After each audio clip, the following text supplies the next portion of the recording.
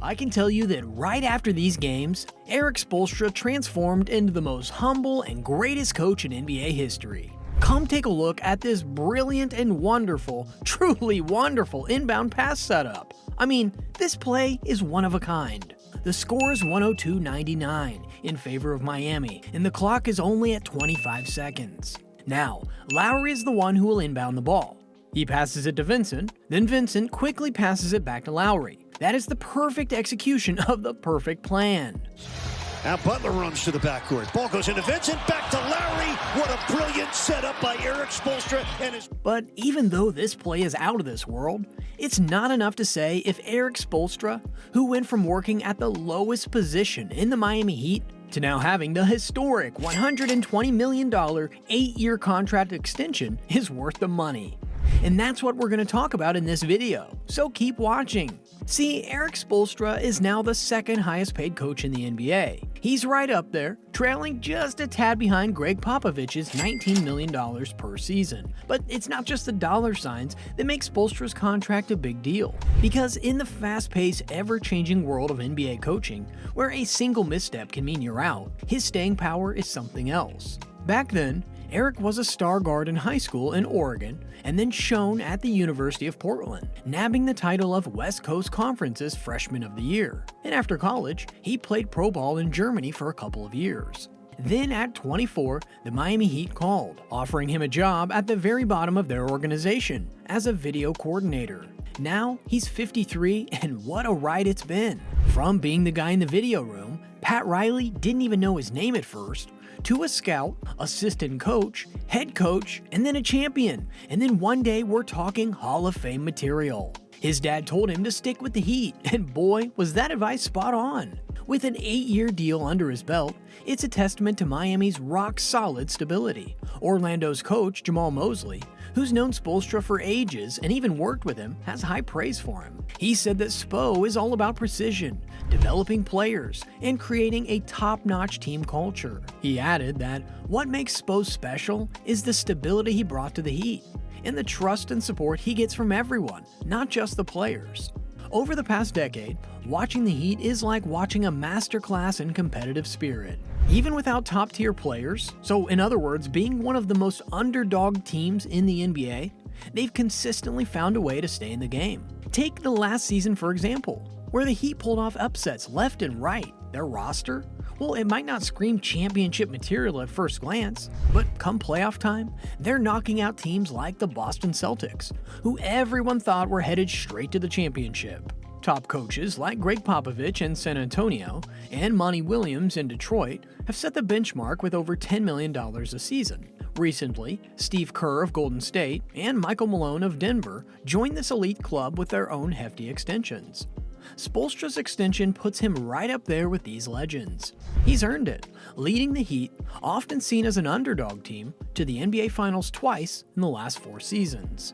And other than carrying the team full of undrafted players to the NBA Finals, here's why Spo truly deserved that $120 million contract. First, Spo is a championship genius. Spoelstra took the Heat to 2 NBA titles in 2012 and 2013. It wasn't just about managing big stars like LeBron James, Dwayne Wade, and Chris Bosh. In fact, this can be a psychological burden. I mean, 3 gigantic egos? A lot of chaos happened back then, but more on that later. Second, his knack for turning unknown players into stars. Take Duncan Robinson, for example. He went from undrafted to a key player under Spo's guidance.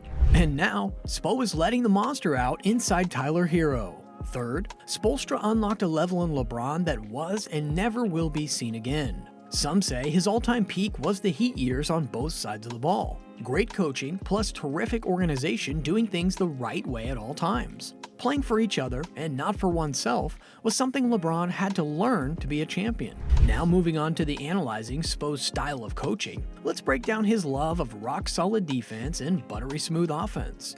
How he empowers his players and makes killer game-time decisions. Let's talk about that smooth offense. Against the Milwaukee Bucks in 2020, the Heat's offense flowed like a river. They were up against one of the best defensive teams.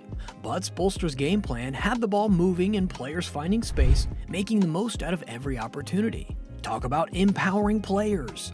Game 5 of the 2020 Eastern Conference Finals versus the Celtics saw Spoelstra's trust in action. Young gun Tyler Hero got plenty of playtime and freedom, leading to a career-high 37 points.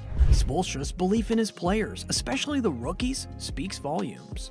And then there's that strategic genius. Let's go to the 2013 Eastern Conference Finals against Indiana, where Spoelstra's tactical shifts, like using Chris Andersen in bursts and tweaking LeBron James's role, were game changers. His ability to make these on-the-fly decisions under immense pressure is nothing short of brilliant.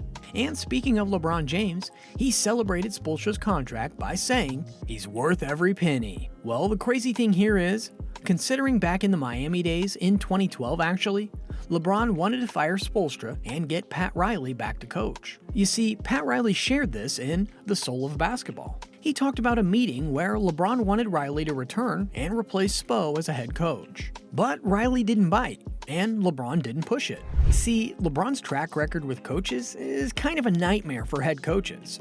He's been linked to changes in coaching for teams like the Lakers, where coaches like Paul Silas, Mike Brown, and others have found themselves out of the job. And right now, Lakers coach Darvin Ham is feeling the heat, struggling with the team's performance. But it's a great choice for the Heat to stay true to their nature. They said no to LeBron's suggestion, stuck with Spoelstra, and they won a championship. And throughout that time, LeBron and even Dwayne Wade, who also had a beef with Spo back then, developed a massive amount of respect for him. Let's get loose. Let's have a good one. One thing about Coach Spo is what you see is what you get. He hasn't changed from the first day of training camp, and I think for this team, that was a constant good thing for him. This scenario can tell us something important. Players should focus on playing, so coaches can focus on coaching. You need to let the coach do his thing without stirring up trouble by constantly changing them. That's a mistake other teams often make, blaming coaches for losses when it's not always their fault. And when it comes to the Miami Heat's condition right now, they are in a pretty interesting spot. They've got good strategies for every game they play, but, and it's a big but, they're still one piece short of the full puzzle. They need that key player, that game changer who can help them not just rock the Eastern Conference, but take on and topple the Giants in the West. Sure, the Heat might stir up a storm in the East, maybe even pull off some jaw-dropping upsets. But as things stand, can they really go all the way and claim the championship against the Western powerhouses? I'm pretty sure they can't. Unless they have what they really need, a Damian Lillard type player. Maybe someone who can turn the game on its head.